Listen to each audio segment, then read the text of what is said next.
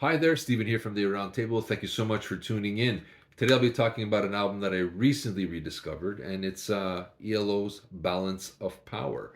It came out in 1986. This is considered, I guess, the last official ELO album, although there was ELO Part 2 and Jeff Lynne's ELO, but that's a whole other subject matter. I took this as the last official ELO album. Although the Zoom did come out many years later, but I'm going to say this is the last official album. Um, Jeff Lynne's marriage was coming to an end. The band was kind of breaking up. Their audience was dwindling. I guess they've dipped too many times in the well of trying to pull out the Beatles influences and merging pop rock with orchestration and strings. And I think just they kind of ran out of ideas, or they were just running out of steam. So I think this is an album that they did just to fulfill a contract, from what I was hearing and what I was reading. Because I believe the album before Secret Messages was supposed to be a double disc, and the company said no, and this is to finish his obligation. So Jeff Lynne created this. I remember there was a lot of people hating this album when it first came out because it kind of moved away. It was derivative of the classic ELO sound with the strings and the orchestration, and this is very of the 80s. It's very synth pop, and I remember a lot of people didn't like it, including myself. I think I listened to it at a record store and kind of went, not for me. I'll stick to the other ones that I have, and this one I'll let go. And I picked up a few greatest hits packages, and you heard Calling America, and So Serious. And I said, okay, I'm good with that. And then one day they kind of did these reissues. I think it was 2007, and they added bonus tracks. And I picked up a whole bunch. And the guy at the store, I didn't ask for this, but he just added it, thinking I asked for everything else. He put it in there. And I came home and realized, oh, he put it in here. Okay, so let me. I don't think I played it right away. I think I waited a long time, and I thought it was all right, and it's not as bad as I thought. But then this week I put it on again, and I just went, "Wow, okay, there's some really good tracks here." Jeff Lynne has an incredible knack of creating catchy songs, and this is no exception. And yes, I'm gonna say it is derivative of the classic ELO sound, no doubt about it. It is a product of its time, but going back to it now and kind of forgetting the rest of the ELO catalog in a sense and not comparing. It's a fun listen. Um, I really liked a lot of songs on here. I'm going to say Heaven Only Knows is a good album opener. So Serious is great. Getting to the Point is a nice little ballad. Secret Lives is not bad.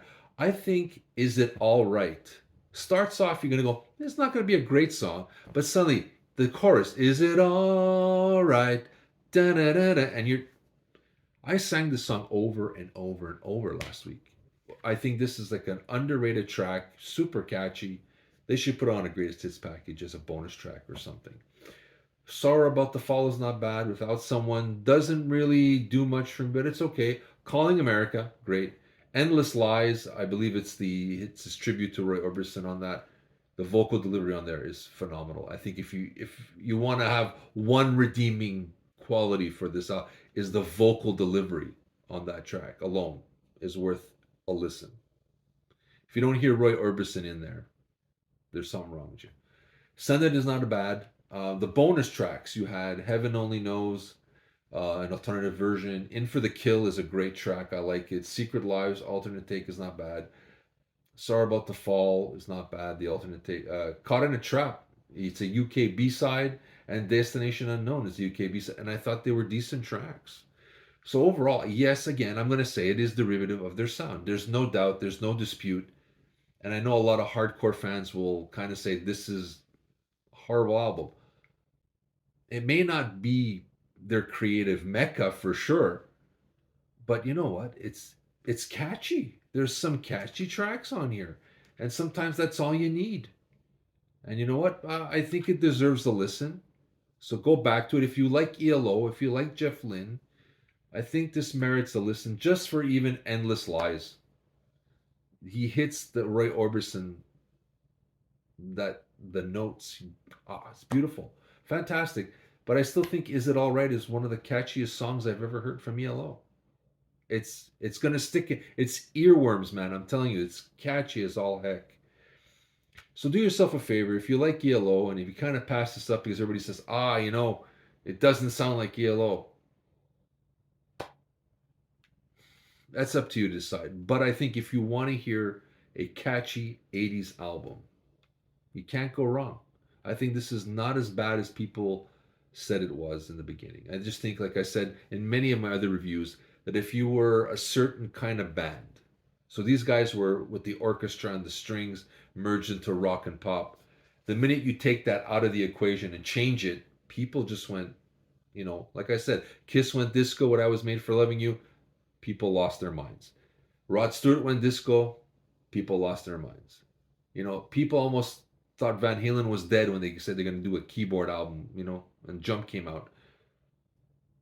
This is the same scenario. I think a lot of people had a certain idea of what ELO is, and when it didn't fit that box of what they thought it was, they kind of went, no.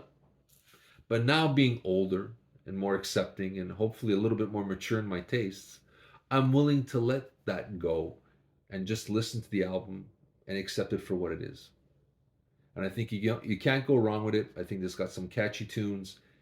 And yes, it is a product of the 80s. There's no doubt about it. But you know what? There's nothing wrong with that, I think. I think if you understand what you're getting into, you'll have a fun time with this album. So I'm really glad I went back to this and put it on. Do yourself a favor, look it up on your streaming services, or if you have this somewhere and it's been collecting dust, dust it off and give it a listen. I think you'll be pleasantly surprised. This is Steven from the Aroundtable with my thoughts on ELO's Balance of Power. I'll see you soon, guys.